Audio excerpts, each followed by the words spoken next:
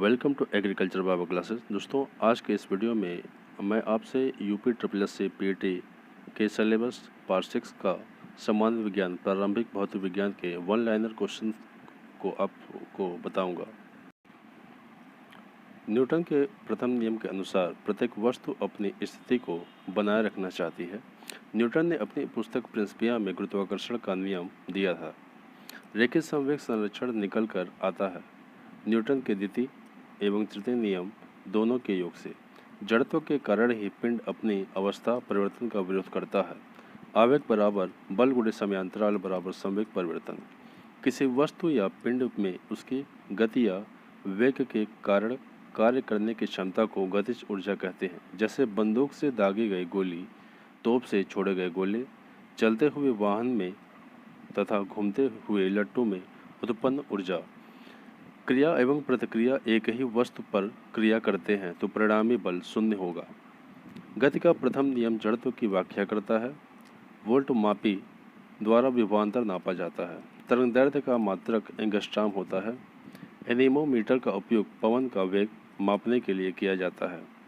शक्ति और ऊर्जा दोनों अदिश राशियाँ हैं। किसी विशेष दिशा की गतिशील वस्तु की स्थिति परिवर्तन को उसका विस्थापन कहते हैं। कैरेट सोने की शुद्धता की माप की एक इकाई है। बार वायुमंडलीय दाब की एक इकाई है। तोप फायरिंग करने के बाद न्यूटन की गति के तीसरे नियम क्रिया प्रतिक्रिया के अनुसार पीछे की ओर धक्का मारती है। एक फैदम का मान 6 फीट या 1.8288 मीटर के बराबर होता है। वे भौतिक राशियां जिनमें परिणाम और दिशा दोनों होते हैं सदिश राशियां कहलाती हैं। जैसे वेलोसिटी वेग, फोर्स बल, त्वरण, एक्लेरेशन आदि। वे भौतिक राशियां जिनमें परिणाम होता है दिशा नहीं होती अदिश राशियां स्केलर क्वांटिटीज कहलाती हैं। जैसे द्रव्यमान मास, तापमान टेम्परेचर, समय टाइम इत्यादि। किसी सदिश का परिणाम मैग्नीट्यूड धनात्मक व ऋणात्मक व शून्य कुछ भी हो सकता है। चंद्रमा पर स्मॉल जी का मान पृथ्वी पर के स्मॉल जे के मान के 1/6 भाग होता है। त्वरण का मात्रक न्यूटन प्रति मीटर स्क्वायर होता है। बल का मात्रक न्यूटन तथा ऊष्मा कार्य अथवा ऊर्जा का मात्रक जूल है।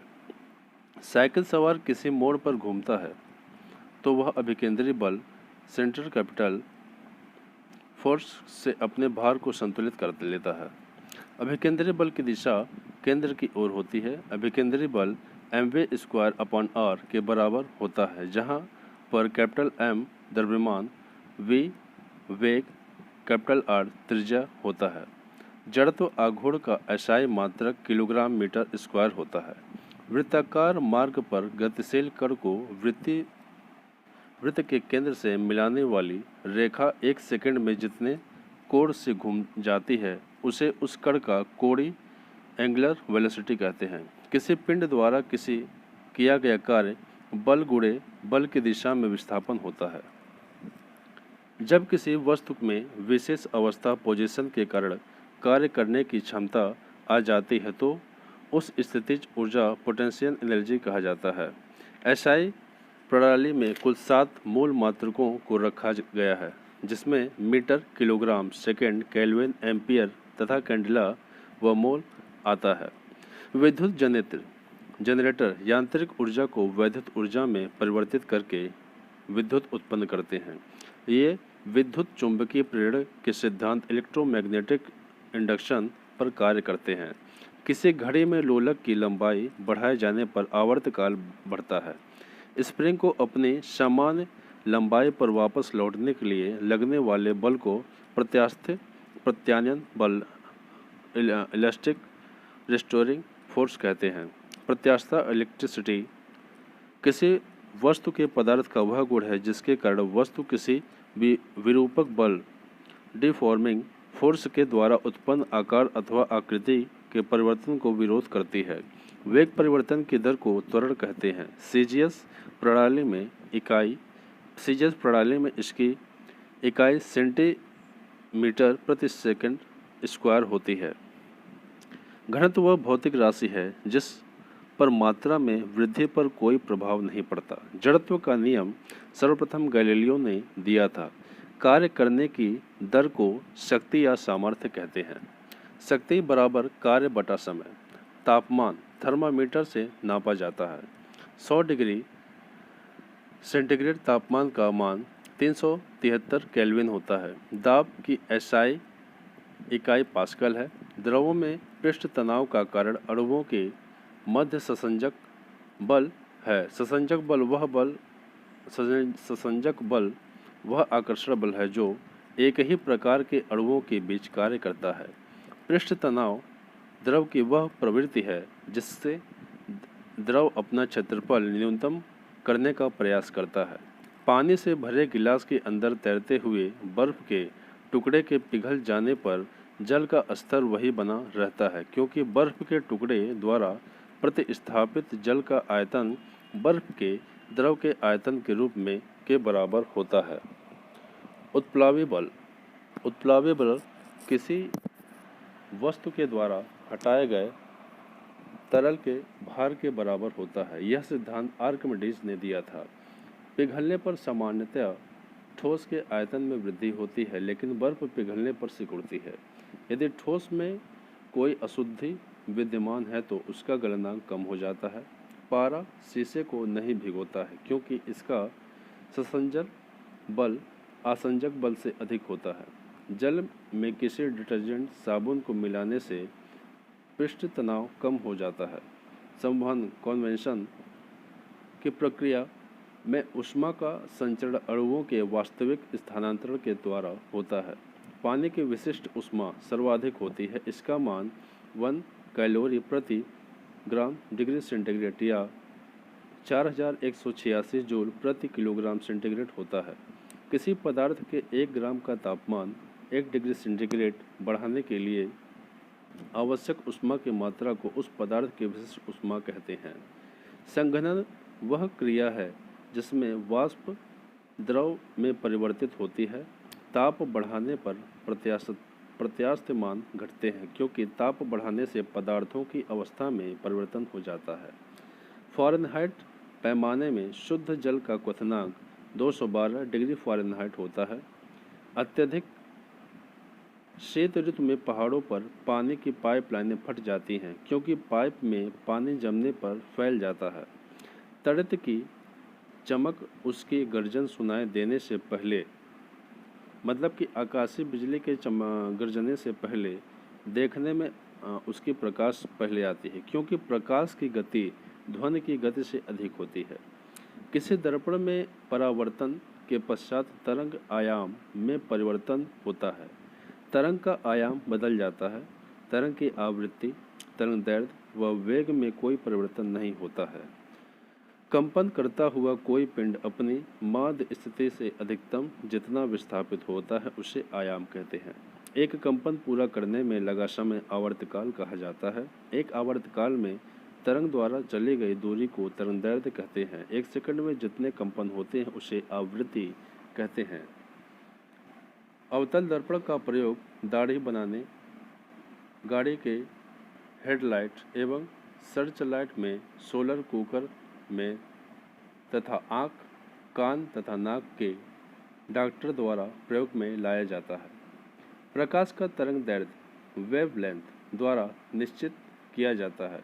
सबसे अधिक तरंग दैर्ध्य लाल प्रकाश के रंग के प्रकाश की होती है।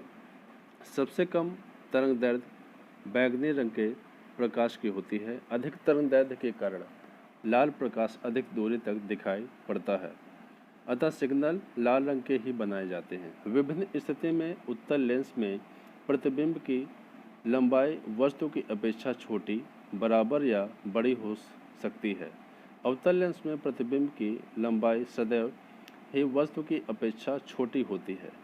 मोटर वाहनों में पश्च दृश्य दर्पण के रूप में उत्तल कॉन्वेक्स दर्पण का उपयोग में लाया जाता है। अवतल दर्पण के फोकस तथा वक्रता केंद्र के बीच रखे वस्तु का प्रतिबिंब उल्टा तथा वास्तविक बनता है। साथ ही इस दूरी में रखे वस्तुओं का प्रतिबिंब बड़े आकार का बनता है। इसलिए दंत चिकित्सकों के द्वारा अवतल दर्पण का प्रयोग किया जाता है। इको साउंडिंग एक तकनीकी है जिसका प्रयोग उस करके सागर की गहराई को मापा जाता है। एसआई पद्धति में लेंस शक्ति की इकाई डायोप्टर है। न्यूनतम तरंग दैर्ध्य गामा किरणों का होता है जिसका तरंग दैर्ध्य परिसर 10⁻⁻14 मीटर से 10⁻⁻10 मीटर तक का होता है। सर्वाधिक तरंग दैर्ध्य दीर्घ रेडियो तरंगों का होता है। ऐसी तरंगें जिनका ध्रुवीकरण नहीं हो सकता उन्हें अनुदैर्ध्य तरंगें कहलाती हैं या कहते हैं। प्रकाश विद्युत चुंबकीय तरंगें हैं। विद्युत चुंबकीय तरंगों के लिए माध्यम का होना आवश्यक नहीं है। आवृत्ति का एसआई मात्रक हर्ट्ज है। इसके चक्र प्रति सेकंड में भी होते हैं। बिग बैंग सिद्धांत का मुख्य आधार डॉपलर का प्रभाव है जो सापेक्षिक गति की व्याख्या करता है। दूरबीन टेलीस्कोप से दूर की वस्तुएं देखी जाती हैं। दूरबीन वह प्रकाशक यंत्र है जिसके द्वारा दूर स्थित वस्तु का प्रतिबिंब आंख पर बड़ा प्रदर्शन कोण बनाता है जिससे कि वह वस्तु आंख को बड़ी दिखाई पड़ती है। दूरबीन के आविष्कार गैलीलियो हैं। सर्वप्रथम रोमर ने प्रकाश की चाल का मापन किया था। पानी में डूबी हुई छड़ी अपवर्तन के कारण मुड़ी हुई प्रतीत होती है। रेगिस्तान में यात्रियों को कुछ दूरी पर पानी होने का भ्रम होता है। इसे रेगिस्तान की मृग तृष्णा या मरीचिका कहते हैं। 20 हर्ट्ज से कम की आवृत्ति वाले ध्वनि तरंगें अपश्रव्य तरंगें तथा 20,000 हर्ट्ज से अधिक आवृत्ति वाली तरंगें पराश्रव्य तरंगें कहलाती हैं। 20 हर्ट्ज से 20,000 किलो हर्ट्ज की आवृत्ति की तरंगें श्रव्य तरंगें कहलाती हैं। दूरदृष्टि दोष वाली आँख की में नज़दीक की वस्तुओं को स्पष्ट देखने के लिए उत्तल लेंस वाले चश्मे का प्रयोग करते हैं। जिस जगह वायु का दबाव अधिक होता है वहाँ पानी का क्वथनांक अधिक होता है और जहाँ वायुदाब कम होगा वहाँ पानी का क्वथनांक कम होता है। प्रकाश का वेग ताप पर निर्भर नहीं करता। प्रारंभिक रंगों को मिश्रित करने पर जो रंग प्राप्त होते हैं उन्हें द्वितीयक अथवा अनुरूपक रंग कहा जाता है। मनुष्य द्वारा सुनी जाने वाली 20 से 20,000 हर्ट्ज होती है जबकि कुत्ते तथा बिल्लियों द्वारा 20 किलो हर्ट्ज का ऊपर की ध्वनि सुनी जा सकती है। लेजर या प्रकाश की अन्य सुसंगत स्रोतों से दो प्रकाश बिंब के व्यतिकरण से बने त्रिविमी बिंब को होलोग्राफी कहते हैं। एक अपारदर्शक वस्तु का रंग इसके द्वारा रंग का परिवर्तन के कारण होता है। लेजर का तात्पर्य light amplification by stimulated emission of radiation होता है।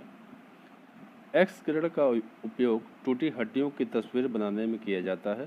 बादलों वाली रात्रि खुले आकाश वाली रात्रि से गर्म होती है क्योंकि इसकी वजह पार्थिव विकिरण होता है। आइंस्टाइन को प्रकाश वैद्युत प्रभाव सिद्धांत के लिए नोबेल पुरस्कार मिला था। लाउड स्पीकर एक ऐसा यंत्र है जो माइक्रोफोन से सर्वप्रथम ध्वनि ऊर्जा को वैद्युत ऊर्जा में तत्पश्चात वैद्युत ऊर्जा को ध्वनि ऊर्जा में परिवर्तित करता है। अधिवर्ष उसे कहते हैं जब फरवरी 29 दिन की होती है। ट्रांसफार्मर विद्युत चुंबकीय प्रेरण के सिद्धांत पर कार्य करने वाला एक साधन है। जिन पदार्थों से होकर विद्युत धारा प्रवाहित नहीं होती उन्हें विद्युत रोधी कहते हैं जैसे लाख, शीशा, एबोनाइट, कास्ट, रबर, अभ्रक, सल्फर, शुद्ध हवा, सिल्क आदि। तड़ित चालक का आविष्कार बेंजामिन फ्रैंकलिन 1752 ईस्वी में किया था। ग्राहम बेल ने टेलीफोन का, लॉर्ड लिस्टर ने एंटीसेप्टिक सर्जरी तथा आइंस्टाइन ने सापेक्षता का सिद्धांत दिया था। किसी चालक तार का प्रतिरोध तापमान बढ़ने के साथ बढ़ता है। शुद्ध पानी का विद्युत का खराब सुचालक है। धातुएं अच्छी चालक होती हैं क्योंकि उनमें मुक्त इलेक्ट्रॉन होते हैं। परमाणु वैद्युत उदासीन होता है। सूर्य की असीमित ऊर्जा का स्रोत नाभिक संलयन न्यूक्लियर फ्यूजन होता है। किसी द्रव को उसके क्वथनांक से पूर्व उसके वाष्प में बदलने की क्रिया को वाष्पीकरण इवापोरेशन कहते हैं। ट्रांजिस्टर दो डायोडों का एक संयोजन है। वायुमंडल में सबसे अधिक मात्रा में नाइट्रोजन N2 78% होती है। 21% ऑक्सीजन तथा 1% में carbon dioxide, hydrogen, helium, ozone तथा जल वाष्प आते हैं। जब किसी भारी नाभिक के टूटने से दो छोटे नाभिक बनते हैं तो विशाल मात्रा में ऊर्जा उत्सर्जित होती है। इस क्रिया को नाभिकीय विखंडन कहते हैं। घर्षण से ऊष्मा उत्पन्न होती है। परमाणु के नाभिक का आकार 10⁻⁻15 मीटर कोटि का होता है। ओजोन O3 एक गैस है।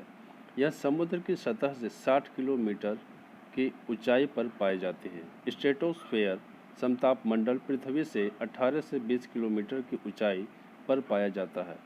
सुपर कंडक्टर की चालकता अनंत होती है। विद्युत और चुंबकत्व का गहरा संबंध है। इसका पता सर्वप्रथम मैक्सवेल ने लगाया था।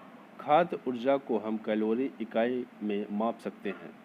हाइड्रोजन बम न्यूक्लियर फ्यूजन नाभिकीय संलयन के सिद्धांत पर बनाया जाता है या कार्य करता है।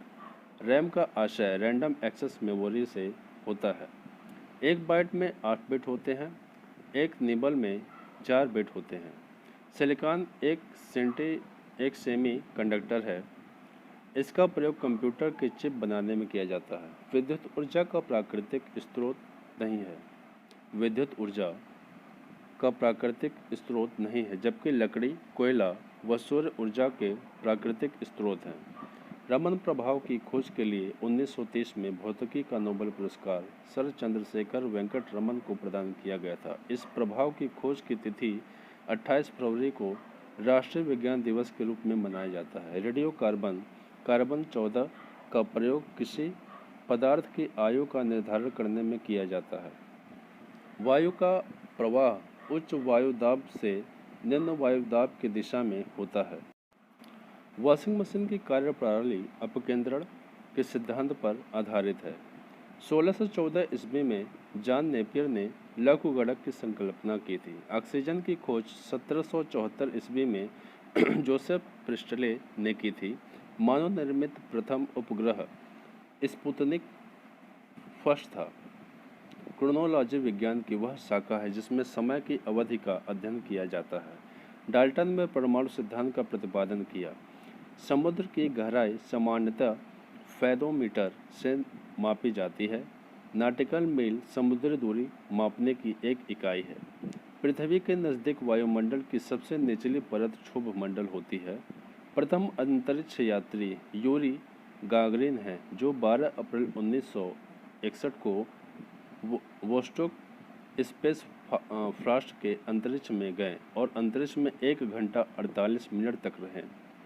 जापान पर सर्वप्रथम परमाणु बम वर्ष 1945 में गिराया गया था। प्रथम भारतीय अंतरिक्ष यात्री राकेश शर्मा थे। चांद पर आदमी को ले जाने वाले पहले स्पेस शटल का नाम अपोलो 11 था। भारत द्वारा चंद्रमा पर भेजे गए पहले यान का नाम चंद्रयान फर्स्ट है। ब्रह्मांड का अध्ययन कॉस्मोलॉजी के रूप में जाना जाता है। तो दोस्तों, आपको हमारा वीडियो कैसा लगा कमेंट बॉक्स में कमेंट करके ज़रूर बताएं, और चैनल पर पहली बार हैं तो आप अपने इस चैनल को सब्सक्राइब और अपने दोस्तों के साथ शेयर करना ना भूलें।